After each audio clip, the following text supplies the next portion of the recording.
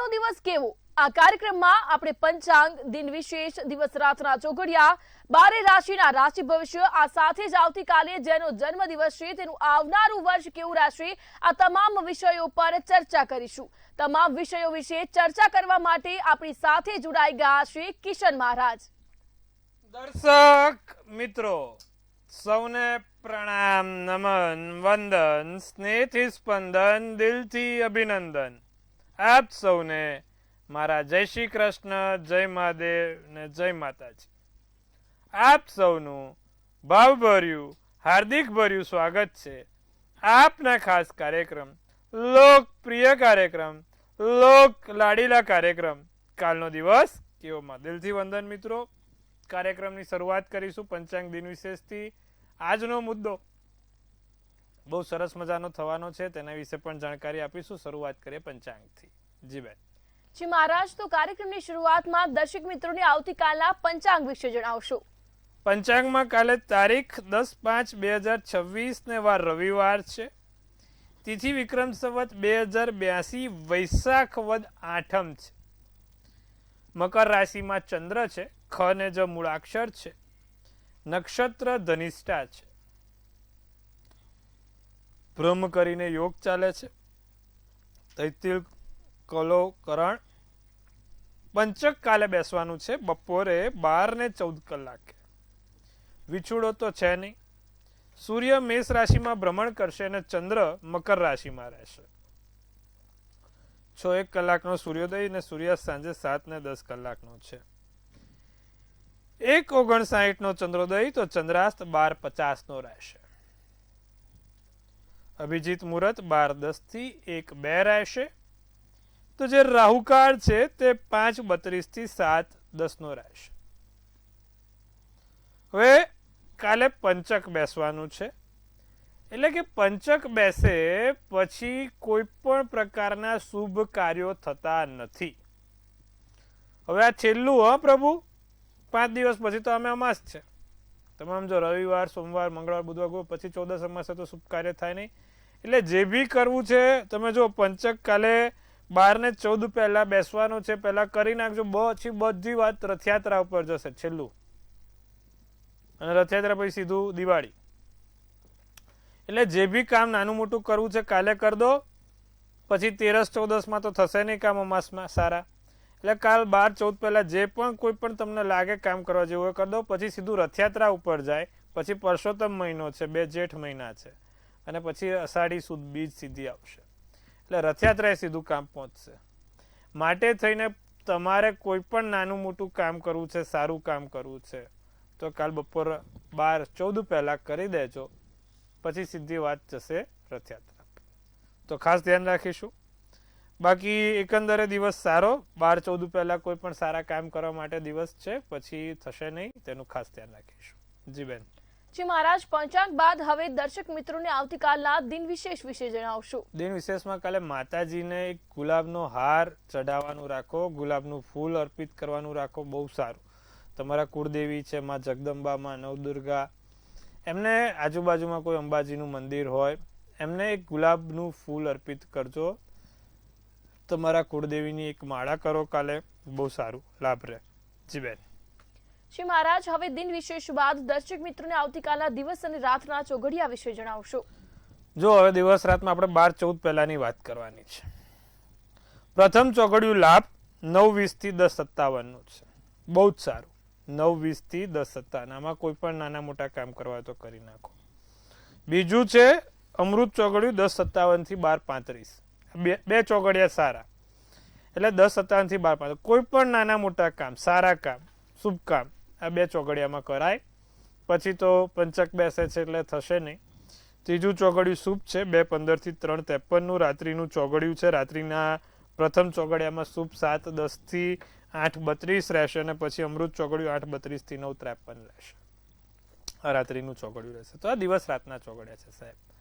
કોઈ પણ પ્રકારના નાના મોટા કામ, સારા કામ કરવા હોય તો આ ચોઘડિયા જોઈને કરો, ફળ સારું મળશે. સારા ચોઘડિયામાં કરેલા કામ હંમેશા સારું ફળ આપે છે, તેની ખાસ નોંધ લેવી. તો મિત્રો, આજે પણ આપણે વાત કરી દિવસ રાતના ચોઘડિયાની. હવે આપણા વિશેષ મુદ્દા ઉપર આગળ વધીશું. જી બેન. શ્રી મહારાજ, હવે આજનો જે વિશેષ અને રસપ્રદ મુદ્દો છે તેના વિશે ખાસ દર્શક મિત્રોને જણાવશો. ભાઈ, આજના વિશેષ અને રસપ્રદ મુદ્દામાં એવું છે, અત્યારે ગરમી ભયંકર પડે છે. કારણ વગર લોકોને હૃદયને લગતી સમસ્યા થાય છે. અમુક લોકોની કુંડલીમાં અચાનક આમ કે સવાર તો હોય, બપોર શું થઈ જાય ખબર નહીં પડતી. તો કુંડલીમાં એવા કયા યોગ હોય કે અચાનક મૃત્યુ થાય, હાર્ટના લગતા પ્રોબ્લેમ થાય, આની પાછળના કયા ગ્રહો જવાબદાર હોય? તો જે હૃદયને લગતું સ્થાન કીધું છે તે 4થું સ્થાન કીધું છે, અને આકસ્મિક મૃત્યુ માટે 8મું સ્થાન કીધું છે. કુંડલીમાં ગુરુ 8મા સ્થાનમાં હોય તો માણસનું આકસ્મિક મૃત્યુ થાય છે. કુંડલીમાં ગુરુથી ચંદ્ર 8મે થતો હોય તો માણસનું આકસ્મિક મૃત્યુ થાય છે. તેની ખાસ નોંધ લેજો દર્શક મિત્રો. કહેવાય ને કે સડનલી ખબર જ ના પડે, 2 મિનિટમાં 5 મિનિટમાં ખેલ પતી જાય. હૃદયમાં થયું ને પતી ગયું, અથવા તો ક્યાંક આમ તેમ થયું ને પતી ગયું. તો આકસ્મિક મૃત્યુ થવા માટેનો જે ગ્રહ જવાબદાર છે 8મું સ્થાન છે. 8મે ગુરુ હોય, ચંદ્રથી ગુરુ 8મે હોય તો પણ માણસનું આકસ્મિક મૃત્યુ થાય છે. તેની ખાસ નોંધ લેવી. બીજું જે 4થું સ્થાન છે તે હૃદયનું સ્થાન છે. 4થા સ્થાનમાં સૂર્ય મકર રાશિનો બેઠો, એટલે કે સૂર્ય નબળો થઈને બેઠો છે. તમે સમજો કે સૂર્ય મકર રાશિનો છે, સૂર્ય શુક્રના ઘરનો એટલે કે તુલા રાશિનો છે, તો પણ માણસને નાની ઉંમરમાં સ્ટેન્ડ મુકાવવું પડે, એન્જિયોગ્રાફી કરવી પડે, હાર્ટને લગતી સમસ્યા થાય, આવું બધું થાય. 4થા સ્થાનમાં શનિ રાહુ છે તો પણ સમસ્યા આપશે. 4થે શનિ રાહુ પણ હૃદયના જોખમી બ્રેન સ્ટ્રોક, હાર્ટ સ્ટ્રોક લઈને આવે છે. 4થે મંગળ રાહુ પણ આ સમસ્યા આપે. ટૂંકમાં 4થા સ્થાનમાં કોઈ પાપગ્રહોની સાથે યુતિ બની હોય, જેમ કે 4થે ગુરુ રાહુ, મંગળ રાહુ, સૂર્ય રાહુ, શનિ રાહુ, આ 4 ગ્રહોની યુતિ બની હોય, પછી કોઈ પણ ઘરની હોય, કોઈ પણ એનો માલિક હોય, પછી ભલે ને કેમ શનિ સ્વગૃહી ના હોય, સૂર્ય સ્વગૃહી ના હોય, ગુરુ સ્વગૃહી ના, પણ જોડે રાહુ બેઠો એટલે સમસ્યા લઈને આવશે. સાથે બીજી વસ્તુ કે જ્યારે શનિની જોડે ચંદ્ર આવે છે ત્યારે પણ એ બહુ મોટી સમસ્યા લાવે છે. શનિમાં ચંદ્ર એટલે કે 4થા સ્થાનમાં શનિ ચંદ્રનો વિષયોગ બેઠો છે તો પણ માણસને હૃદય નબળું બનાવડાવે, બલૂન મુકાવવું પડે, પછી પોતે બલૂન બની જાય. એટલે આ બધી સમસ્યા આવે છે. એનું કારણ છે 4થું સ્થાન. બીજું કે 4થા સ્થાનમાં શનિ કેતુ હોય તો પણ એ આ સમસ્યા લાવે છે. માટે 4થું સ્થાન બહુ જરૂરી છે તમારા, કારણ કે હૃદય છે એ ખાસ આપણી ધબકારાવાળી વસ્તુ છે, ખાસ અગત્યનો ભાગ છે. હવે 4થા સ્થાનને પ્રબળ કરવા શું કરવું? આ તો આપણે ખબર પડી કે કોઈ પણ પાપ ગ્રહ છે, પાપ યુતિ છે, તો એના કારણે આ વસ્તુ બને છે. પણ 4થા સ્થાનને પ્રબળ કરવા માટે શું કરવું? તો 4થા સ્થાનને પ્રબળ કરવા માટે 2 વસ્તુ થઈ શકે. સૂર્યનારાયણની પૂજા, ભગવાન સૂર્યની રોજ પૂજા કરો. જો તમને પણ કારણ વગર અમુક વખત હૃદયમાં દુખતું હોય, હાર્ટને લગતી કોઈ પ્રોબ્લેમ હોય, સમસ્યા હોય, તો તમે ચોક્કસથી નિત્યક્રમ પ્રમાણે ભગવાન સૂર્યનારાયણને જળ ચડાવો, અને એમાં ચપટી કંકુ ને હળદર 2 વસ્તુ નાખીને ચડાવજો. તમારો સૂર્ય અને ગુરુ બંને પ્રબળ થશે. એટલે કે કંકુ ને હળદર જે વ્યક્તિ નિત્યક્રમ પ્રમાણે ભગવાન સૂર્યનારાયણને અર્પિત કરે છે તે વ્યક્તિ જીવનમાં હંમેશા આરોગ્યમય, સુખમય, શાંતિમય બને છે. અને જ્યારે સૂર્યનારાયણને જળ ચડાવો ત્યારે હું બધાને કહું છું, સૂર્યના 12 નામમાં બહુ પાવર છે. તો એ સૂર્યના 12 નામ બોલતા બોલતા જો જળ ચડાવશો 12 વખત, 12 નામ 12 વખત બોલવાના, તો એનાથી ઘણું સારું રહેશે. સૂર્યના 12 નામ 12 વખત બોલવાથી ભગવાન સૂર્યનારાયણને રોજ જળ અર્પિત કરવાથી, તેમાં કંકુ ને હળદર અર્પિત કરવાથી તમારા આરોગ્યમાં સુધારો તો થાય છે, પણ જે 4થા સ્થાનમાં તમારા કોઈ પાપ ગ્રહ બેઠા છે, અથવા તો તમારા 4થા સ્થાનને હૃદયનું સ્થાન કીધું છે, માટે એ હૃદયના સ્થાનને પણ સુધારો જોવા મળે છે. ચોથું સ્થાન બળવાન થાય તો માત્ર હૃદય નહીં, તમારી માન મોભામાં પણ વધારો થાય છે. એટલે નાની નાની ઝીણી ઝીણી વસ્તુ બહુ મહત્વની છે જ્યોતિષ શાસ્ત્રમાં. ચોથા સ્થાનની આજે અદ્ભુત વાત કરી. આશા રાખું છું તમને આ આપણો વિશેષ મુદ્દો ગમ્યો હશે, અને તમારા પણ જો ચોથા સ્થાનમાં કોઈ આવા યુતિ પાપગ્રહ છે, કોઈ ગ્રહ નબળો છે સૂર્ય, તો ચોક્કસ તેનું નિદાન કરવા માટે મેં ઉપાય આપ્યો છે. કાલથી રવિવાર છે, શરૂ કરજો, લાભ થશે. જી બેન. જી મહારાજ, હવે કાર્યક્રમમાં આપણે રાશિ ભવિષ્યની શરૂઆત કરીએ તો મેષ, વૃષભ અને મિથુન આ 3 રાશિના જાતકોનો આવતીકાલનો દિવસ કેવો રહેશે તે દર્શક મિત્રોને જણાવશો. મેષ રાશિના પરિવાર સાથે હરવા ફરવાની મજા આવે, ભેટ સોગાદ મળે, દિવસ સારો આનંદમય પસાર થાય. તમારા વર્તન ઉપર સંયમ રાખજો, બોલવાનું ખાસ ધ્યાન રાખીશું. બીજાના મામલામાં આપણે દખલની કારણ વગર સલાહ આપવા નહીં જવાનું, કોઈના બીજાના મામલામાં દાખલ નહીં કરવાની. ભૂરો શુભ કલર, શુભાંક 1. વૃષભ રાશિને પ્રવાસના યોગ પ્રબળ બને છે, પ્રવાસના એવા સારા એવા કામ થશે. પૈસાની લેવડ દેવડમાં સાવધાની રાખજો, સંબંધોમાં મધુરતા જળવાઈ રહેશે. સ્વાસ્થ્ય, ખોરાક ખાઓ, લીલો શુભ કલર, શુભાંક 4. મિથુન રાશિ કિંમતી વસ્તુઓનું ધ્યાન રાખીશું. મનપસંદ કાર્ય પૂર્ણ થાય, વેપારમાં ખાસ યોજના બને, કામનું દબાણ અનુભવાય. જાંબલી શુભ કલર, શુભાંક 9 રાશિ. જી બેન.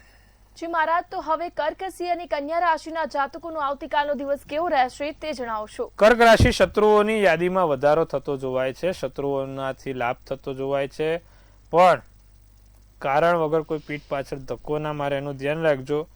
કારણ વગર તમને કોઈ લાગણીની ઠેસ તમારી ભાવનાઓ જોડે કોઈ રમે નહીં. આમે કર્ક રાશિ બહુ ઇમોશનલ રાશિ છે, ખોટું જલ્દી લાગી જાય, ખોટું વસ્તુઓ સાંભળી નથી શકતા, તો તમારી લાગણીઓને કેન્દ્રિત કરજો.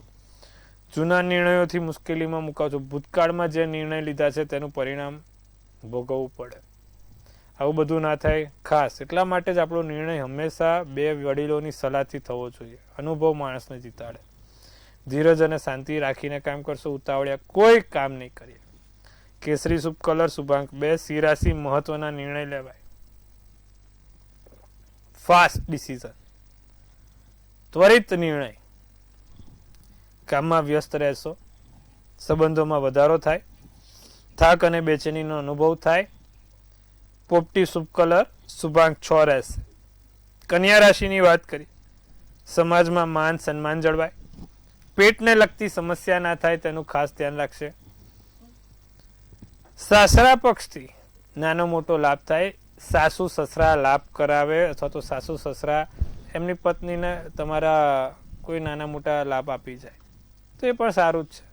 અથવા તો એવું પણ થઈ શકે કે એમની છોકરીને 5 દિવસ રહેવા બોલાવે તો પણ લાભ છે. એવું છે બધું. દિવસનો ઉત્સાહમાં વધારો રહેશે. લાલ શુભ કલર, શુભાંક 2 રહેશે. જી બેન. જી મહારાજ, હવે કાર્યક્રમમાં આપણી સાથે સમસ્યાઓને લઈ દર્શક મિત્રો જોડાઈ ચૂક્યા છે. હેલો. જી બેન, જન્મ તારીખ જણાવશો. 6/3/73. જન્મ સમય. 8/23. જન્મ સ્થળ જણાવશો. કચ્છ. આપની સમસ્યા જણાવશો. મારું આ વર્ષ કેવું છે અને મારું ભવિષ્ય કેવું રહેશે. મીનનો ચંદ્ર, મીનનું લગ્ન, ઉત્તર ફાલ્ગુની નક્ષત્ર, બીજની તિથિ, મંગળવારનો દિવસ છે બેન. કુંડલીમાં 12મે શુક્ર છે, ખર્ચા કારણ વગર આવીને ઊભા રહી જશે, તેનું ધ્યાન રાખજો. ખોટા ખર્ચા આ વર્ષે બહુ થશે. સાથે તમારી કુંડલીમાં મંગળ રાહુનો અંગારક યોગ પણ બન્યો છે. આ વર્ષે કારણ વગર આગને લગતી કોઈ સમસ્યા, એટલે કે ભાઈ રસોઈ બનાવતા ખાતા પીતા સારું સ્વાદિષ્ટ ભોજન જમવાનું છે, પણ ખાતા પીતા પહેલાં પેટને લગતી કોઈ સમસ્યા ના થાય તેનું ધ્યાન રાખજો. બીજું અગ્નિને લગતી કોઈ સમસ્યા ના થાય અને કારણ વગર ખોટા ખર્ચા ના થાય તેનું ધ્યાન રાખીશું. બાકી વરસ આમ સારું છે, બીજી કોઈ તકલીફ નથી. આ 2-3 વસ્તુ કીધું એનું ધ્યાન રાખવાનું છે. શું કરવાથી વરસ સારું જાય? દર મંગળવારે તમારા કુળદેવીને એક લાલ કંકુની ડબ્બી ચડાવવાનું રાખજો, સારું જવાશે. જી બેન. જી મહારાજ, આપણી સાથે અન્ય દર્શક મિત્રો પણ જોડાઈ ચૂક્યા છે. હેલો. જી બેન. હેલો. જી બેન, જન્મ તારીખ જણાવશો આપની. મારી 5/5/12. જન્મ સમય. જન્મ સમય ખબર નથી. સ્થળ બોટાદ છે. મારે મકાન વેચવું છે. મારી બહેનું છે ને બાબાનું, એ ક્યારે ચૂકતે થશે? બેન, તમારો પ્રશ્ન આપણે જે રીતે કુંડલી બની છે, મંગળ તમારો અત્યારે ખરાબ છે. મકાન તમારું વેચવા માટે મેં પહેલા બી ઉપાય આપેલો છે તમને. દર મંગળવારે કેસરી ધજા, દાડમનું ફૂલ અને સૂકી ખારેક ચડાવવાની છે. સાથે રોજે મંગળનું યંત્ર રાખીને એની પર મંત્ર, ભૂમિના મંત્ર ઓમ ક્રાંગ ક્રીંગ ક્રોંગ સ ભૂમાય નમઃ, ઓમ ક્રાંગ ક્રીંગ ક્રોંગ સ ભૂમાય નમઃના મંત્રનો જાપ કરજો. વહેલી તકે તમારું કામ સરળ થશે, મકાન પણ તમારું સરળતાથી વેચાશે અને સાથે તમારા છોકરાને પણ કર્જ મુક્તિ પણ થઈ જશે. આટલું કરજો, લાભ થશે. જી બેન. જી મહારાજ, આપણી સાથે અન્ય દર્શક મિત્ર પણ જોડાઈ ચૂક્યા છે. હેલો. હેલો, નમસ્કાર. નમસ્કાર. કિશનભાઈ શાસ્ત્રી, નમસ્કાર. નમસ્કાર. વંદે માતરમ સાહેબ, કેમ છો? બસ બસ મજામાં સાહેબ. જી બોલો. હવે મારી જન્મ તારીખ છે 1/6/1977. સમય સમય ખ્યાલ નથી. જન્મનું સ્થળ શું છે આપનું? જન્મ સ્થળ છે મારું માલપુર. આપની સમસ્યા જણાવશો. સમસ્યામાં એવું છે કે મારે બીપી નું શબ્દનું આવે છે અને મને પોતાને કોઈ પણ કાર્ય કરું તો પેલું થતું નથી. એમ જો એનું કારણ શનિની સળાસાથી ચાલે છે એવું લાગે છે, પણ કાર્ય કોઈ કરવા જવું તો ખરાબ જ થાય છે મારાથી.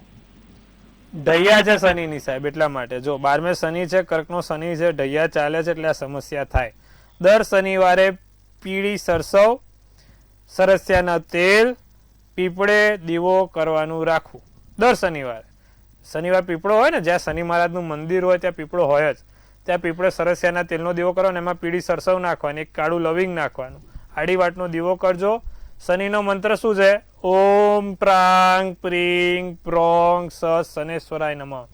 ઓમ પ્રાંગ પ્રીંગ પ્રોંગ સ શનેશ્વરાય નમઃના મંત્રના જાપ સાથે શનિવારે દર સમી સાંજે કરવાથી ચોક્કસથી લાભ થશે. ભાઈ, કામ જે અટકે છે તે પૂરા થતા જોવાશે.